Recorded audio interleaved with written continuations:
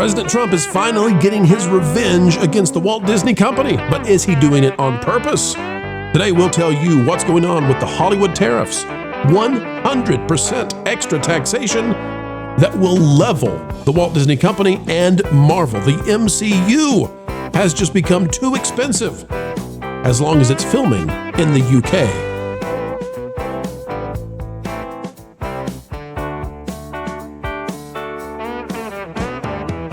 Hello, ladies and gentlemen. Welcome back to the Pro Channel. What a pleasure to have you joining us on this Tuesday morn. Folks, we're going to dive in right now. Click the like button. We've got so much to say about these tariffs that are on the way.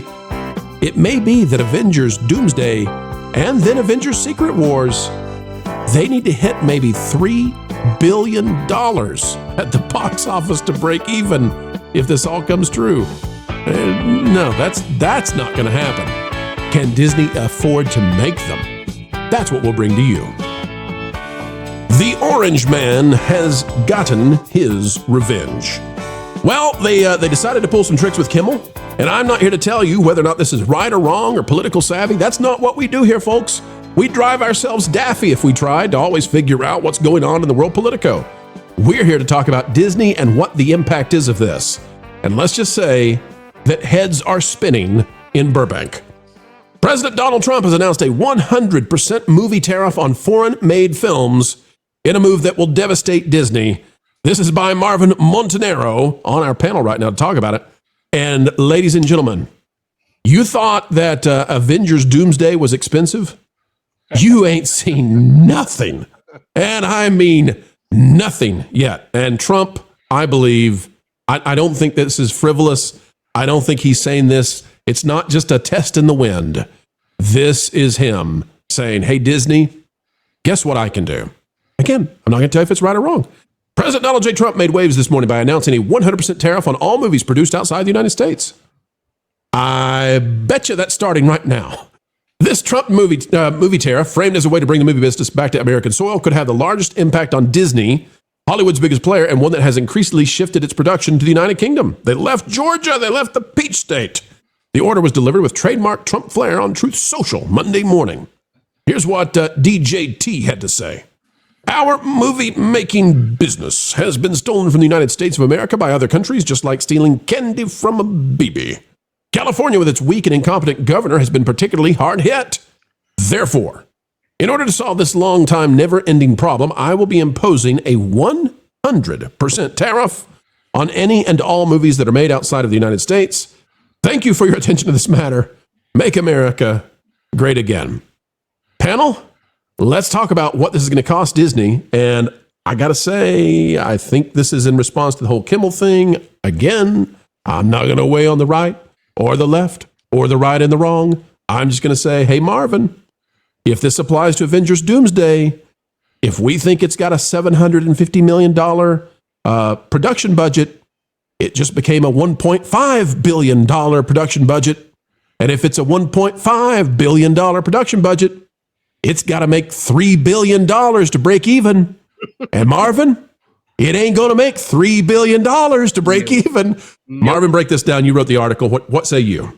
What I found was very interesting is that, so this is not the first time we've heard about the possibility of a foreign made film tariff from the president. But back then, a lot of it was, I am looking into doing a tariff on foreign made films. This was very direct.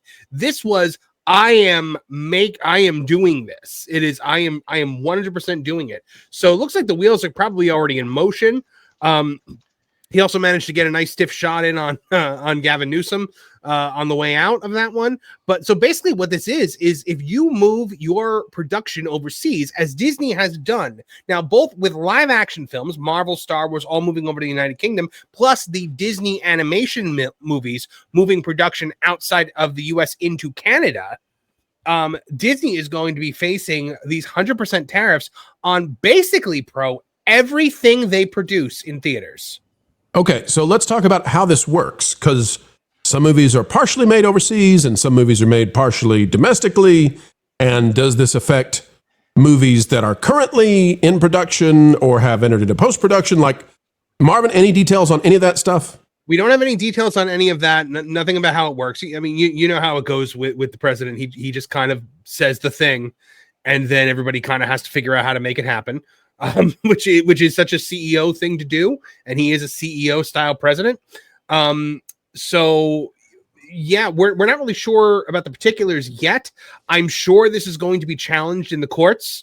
So you know, we're probably not going to see any real movement on it for a little bit, but we've got time before. And if he makes this retroactive, I mean, especially now, because now they've wrapped principal photography for the first round of shoots for Doomsday, but knowing Marvel, they're going to basically reshoot this entire movie. So it all depends on when they're going to do it. Several times. Mm-hmm. All right, Lou, let's go to you then. So I think honestly, we are being very premature, and I'll tell you why. Until we know exactly how this works, is it on the total budget? Is it on the portion spent overseas? Is it a tax on the tickets? Is it a tax on the distributor? We don't know any of the details yet. And I'm with you. I'm with you on that, Luke. Is in the details. So, and it's not just Disney; it's everybody. You know. So, Luke, let me ask you. Marvin asked me, "Do you want to do an editorial on this on the website?" I said, "No, I'm going to let it shake out for a few days and see where we stand before I pontificate any further." Well, let me ask you this, Lou, because I think I've got an angle that you can take on this that's not premature, and I'd like to give you that lane if possible. Sure. All right, Lou, put yourself now into the role of an executive in one of these studios. Everything's in limbo, like you just said. Nobody knows what the details are, but they know that there's a real good chance now of 100% movie tariff. And they don't know anything else. They just know that something big and possibly really expensive is going to happen. Lou, what do they do? Do they immediately start trying to find a way to get these productions into the States? Or what does Disney do in particular when they don't know what's ahead, but there's definitely an iceberg somewhere? The fact that they don't know paralyzes them because they could make a move tomorrow and find out they should have done the opposite a day later. That's what I'm trying to say. They all they can do is worry, which if they weren't worried before, they should be now. By the way, Marvin, headline, films, typo. What was that? Foreign-made films. Oh, no.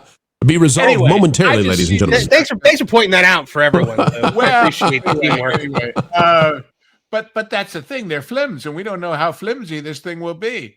The one thing you have to remember is if it's 100%, but they're getting 20% back on the stuff they do overseas, it's 80% in a way. Okay, if it's just on that. If it's on everything, it's another story. The other thing to remember, the two biggest nations, as you rightly pointed out, where this goes on, are the UK and Canada. And what did both of those countries just do politically? They went hard left. That's for sure. They sure did, and they just announced that they're going to be recognizing someplace that doesn't exist and all kinds of other stuff.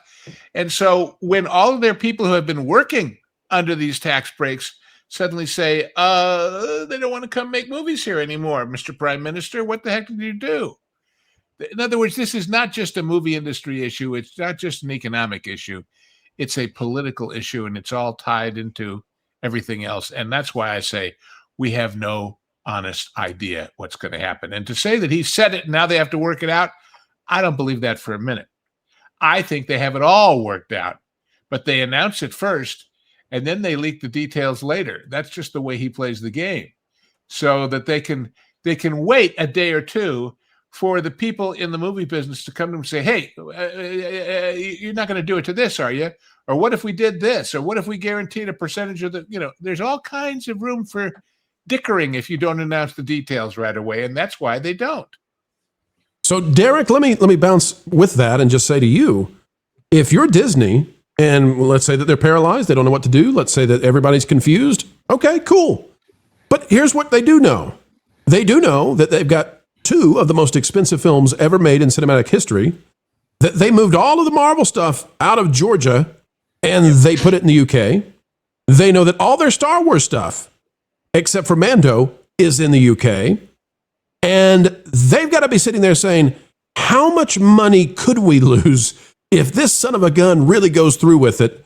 and sticks it to us. So, Derek, if we're in the billions and billions of dollars that they could lose on it, what do you think the reaction might be? And what do you think the celebrities are going to say about this now that it looks like the UK is not the place to be for Hollywood? I think the first thing that Bob Iger and everybody over there at Disney will do is get on the phone with Gavin Newsom and say, okay, we got to start bringing production back into California, back over from the UK, from wherever it's at, because otherwise we're done. Okay, we're absolutely done. So we got to start using our power as Hollywood. If that's, Bob Iger, the king of Hollywood or king of Disney, you got to start negotiating, because that's what Trump is doing. This is what Trump always does. He starts with a maximalist position. I'm going to do this really, really, really bad thing to you. And then he watches them come to him and say, hey, what about this? What if we started, increasing our tax credits here in California? Or maybe Georgia needs to increase their tax credits, because that's the reason why everybody's going over to the UK. It's for the tax credits. It's so they don't have to spend as much money as they are spending if they make the movie in the UK. So I think that's the move. I think that, all of these Hollywood studios are going to start jumping on the phone with their politicians and saying, hey guys, we need to increase these tax credits, or we need to start, getting rid of some of these regulations, because they make it extraordinarily hard to shoot a movie in LA. It's really, really hard. They got to jump through so many hoops. And in other countries, it's just like, yeah, come on over. We'll go ahead and clear the path for you and let you Derek, make whatever movie you want to make. Derek, they had it made in Atlanta. They had it made in Georgia. And I'm not here to say that Georgia's the greatest state in the nation. I'm not going to do that. But they had it made. That state was giving them anything they wanted. They've had it made for a decade, 2 decades, whatever. Every Marvel movie was made there. And I believe, now, maybe I'm wrong. Maybe I'm just too cynical. But I believe they said, we're not going to be in a red state. We'll go to the UK instead. And every day, Derek, we watch videos of police in the UK who, frankly, I think are just about as ninnified as they can be, go and wrestle down people and haul them away for Facebook posts or for praying silently in their heads. And that's where Disney decided to be instead of being in Georgia, made in Georgia. I think there's a part of this that's absolutely political as well, that we want to get our productions for our movies, for American movies, we want to get it out of that country, because these guys have absolutely lost the plot. I saw a woman get arrested for standing outside. I think it was an abortion clinic or something. She's just standing there holding a sign, and they hauled her off to jail. 60-year-old something woman. And I said, this is crazy. So the UK's got a whole host of problems. And I don't want to be a part of that either. Derek, did you see the guy in the white wig, the judge, that sentenced the guy to 2 years for a meanie Facebook post? Oh, yeah, yeah. And it wasn't even, I mean, I heard he called out what it was, and they acted like it was repugnant, and I heard it, and I thought, probably not what I would say, but, I mean, man, I love being in America right now. Yeah, you could go to jail for that? That's wild. That's absolutely insane. What they ought to say over there when those judges do that is they say, incarcerate me in the USA, baby. Send me over there. Get me out of this place. All day, every day. But I think what Trump is doing is he's basically trying to get their attention the only way he can. It's like, okay, it's going to cost you 100% more than what you spent. And so now everybody's going to jump to the negotiation table and really try to work something out that brings that over back from the UK, Canada, or wherever they're at, brings it back into the United States, so we can start promoting, our, residents. We need those jobs. Okay. They don't need them over in the UK. We need them. So bring them back home. And let's look at the history of this as far as the tariffs on other things.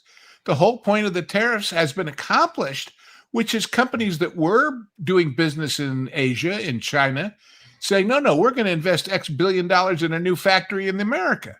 Right. So it works as far as making it cheaper, even with the huge upfront investment. Oops, apologies, Lou. I didn't realize that had audio when it started playing. Hey, B-roll. You're not supposed to have audio behind you. Keep going, Lou. Sorry about that. Anyway, the point is, it's not there for the revenue or to punish people. It's there to inspire people to bring stuff home and therefore increase employment here.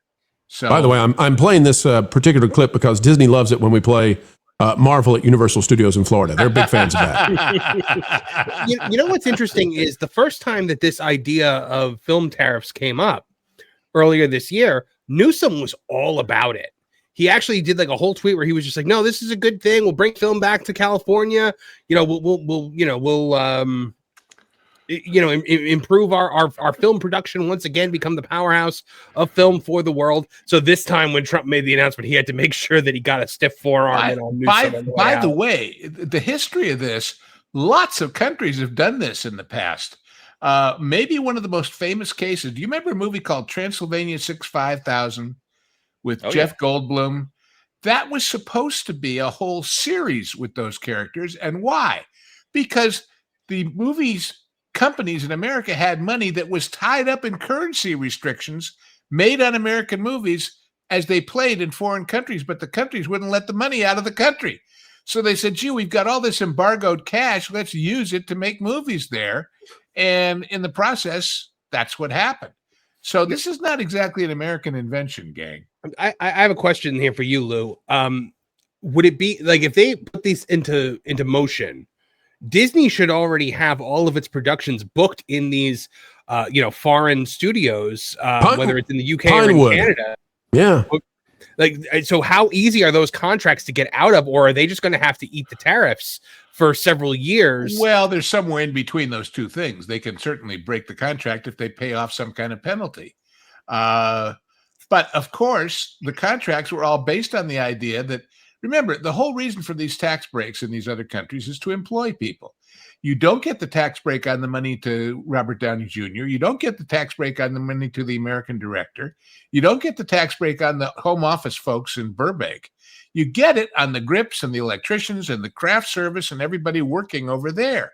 It's a make work project for the locals. So if they're not going to work, it's more important than what the studios rent for or don't rent for. It's all those people who were gearing up their. Well, look, you mentioned Georgia. Georgia has built up a huge infrastructure of grips and craft service and all kinds of things because productions were coming there and they wanted to be pros, and we could go into distant location rates and all that, but that's complicated. That's inside baseball. Well, let's talk about this real quick, Ron. I want to go to you and just ask, because I find this to be so funny, and I want people to understand just how humorous it is. Not to shareholders, by the way. And the legacy media is not going to report it this way. They have no interest in reporting it this way. But Ron, if this is a response, rightly or wrongly, to Jimmy Kimmel coming back on the air, if this is Trump saying, watch what I can do, if I'm a shareholder of Disney, I can't be happy that we went to these kinds of lengths to save a show that loses tens of millions of dollars, has terrible ratings, is third in late night behind Gutfeld and Colbert, and we went through all of this, and probably the ratings will be even worse now. I mean, they'll be terrible because of what that man had to say. And we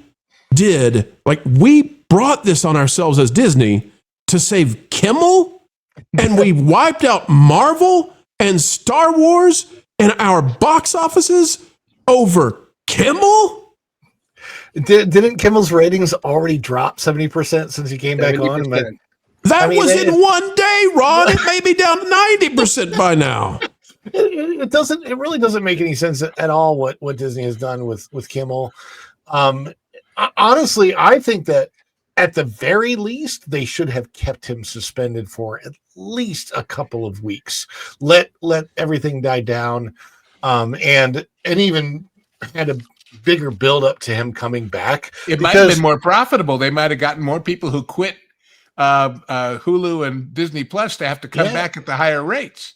Well, yeah, exactly. Because I have friends on my Facebook that were saying, "Oh, I just dropped my Disney Plus today because of this." I'm like, which is ridiculous, but I thanked every single one of them for joining us finally in their outrage against Disney. I'm like, "Oh, finally, you're on the outrage against Disney bandwagon."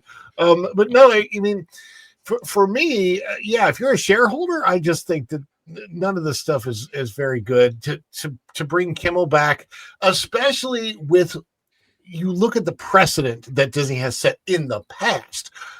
That's not what happened with Roseanne. I mean, Roseanne, it was one tweet, she was gone instantaneously, never came back. And that situation was handled horribly. Obviously, the Gina Carano situation was handled horribly at the same time that her co-star, Pedro Pascal, was putting out just as vicious of tweets, but on the other side of things, and nothing ever happened to him. And of course, now a lawsuit that cost Disney more money. And I mean, it goes on and on and on. And Disney either doesn't learn their lesson or doesn't want to learn their lesson, which spits in the face of shareholders, and that really shouldn't happen. As far as the Trump move for tariffs, I think if we can do it right and we can actually bring movie making more back to this country, it would be phenomenal, not just for California, not just for Georgia, but places like Ohio where a lot of movies are made, even New York City.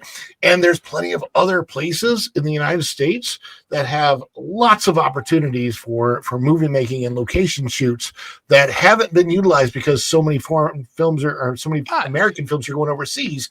And we need to bring that back here. There really needs to be something done to bring all that back here so that the jobs stay in America. There's like hundreds of thousands of jobs. Let's think about all the calculations that have to be recalculated if this happens. For example, over on T3PO, Vash and I have been talking quite a bit lately about the rumors or whatever that Universal in Hollywood is going to take out some stages to expand the theme park, is going to take out Falls Lake to expand the theme park. Well, that was because, there's stages in England we can use. We don't need them here. It's more expensive here than it is there. Well, if suddenly that equation changes, maybe they don't do that. So you say. There's so many ripples from this. We have yet to see the beginnings of them, let alone where they're going to wind up. But I honestly, Pro, I don't think this is connected to Kimmel in any way. It really isn't. They made their bed with that, and any stockholders who think that was a good thing can't do math. Well, so, let me toss to Lauren and see what he thinks about that same question. Lauren, the way that I view this, at the very least, Trump's a smart guy. Some people despise him and think he's got to be smart. I mean, he just has to be. You can't operate at that level if you're not at least smart. Let's give everybody their due. Okay, so we'll say the orange man has an IQ that is at least average, probably a lot higher than that. So, Lauren, Trump has to know this will hurt Disney. And he also, I think, Bob Iger came into the Oval Office, 3 or 4 months ago? And they talked about the Abu Dhabi theme park thing. And, Trump was very polite to Bob, and I don't think he had to be. But he was very kind to Bob Iger, he's very gracious. And then I honestly believe I'm going to have to take a different position this time than Lou. Lauren, I want to go to you, though, first and just see if you agree with me. I think that this whole deal about what they did with Charlie Kirk, where Jimmy Kimmel came out and said that thing, and then Disney came to his defense days later, I think that infuriated the White House. Did it infuriate the White House? Yes. Is that what this is about? I don't think so. You and Lou are on the same page with this one. All right, tell me why. I don't think this is about what it purports to be about. I don't think this is actually much of a big deal at all. I don't think very much is going to happen from this, because look at the other tariffs that have been imposed. What is the condition that allows a company to be exempted from the tariffs? Tell me. They have to bring manufacturing to the United States. They have to have a plant here that produces something in whatever good or service that you're providing. Hollywood already does that. They shoot some of the movie here. They shoot some of the movie elsewhere. I think this is more about actually putting leverage on Canada and the UK. I think this is about creating something that looks like a threat to their industry in order to get more movement in the direction that we want to ease tariffs on them. And it may also have something to do with some of the speech issues that are going on. Say, you want to relax the tariffs? Then stop threatening our tech companies. I'm not sure this really has anything to do with Hollywood. I think it just looks like it does. All right, panel, your thoughts on that before we wrap this one up. Anybody want to weigh in otherwise, or everybody happy to go along with what Lou and Lauren are dropping upon us? Honestly, I can go either way on this one. I think that this was going to happen either way, since he had floated the idea before and seemed pretty gung-ho about it. It might even be something that came up from his Hollywood advisors. Sylvester Stallone, Mel Gibson, and who was the third one? John Voight. John Voight, yes. It might be something that came up from them to try to bring production back stateside. The timing of it, that's a little suspect. That maybe all of a sudden now it's like time to get this ball rolling. Now that Disney has cheesed them off, it's possible. Cheesed them off. Listen, folks, when Marvin says cheesed them off, I go back to a very early South Park episode, and it gives me a completely different vibe. If you know what I'm talking about, you'll remember it. Don't be cheesing up there. I tell you. He cheddars to think about it. Oh, good grief, Luke. All right, folks, let's get to the super chat. Oh, no. Lauren's gonna be sad again. He's texted me last night about how bad the Odyssey's gonna be. That guy needs a pick-me-up. Ah, Lauren's feeling down in the dumps again, huh? Sounds like he's feeling forlorn. Nice setup, Floral. Wilton, don't you have a bridge to haunt or something? Leave Lauren alone. He's not even here to deal with your nonsense. Well, 'cause he's all alone. There's no one there beside him. I bet he's just lamenting about his boring life.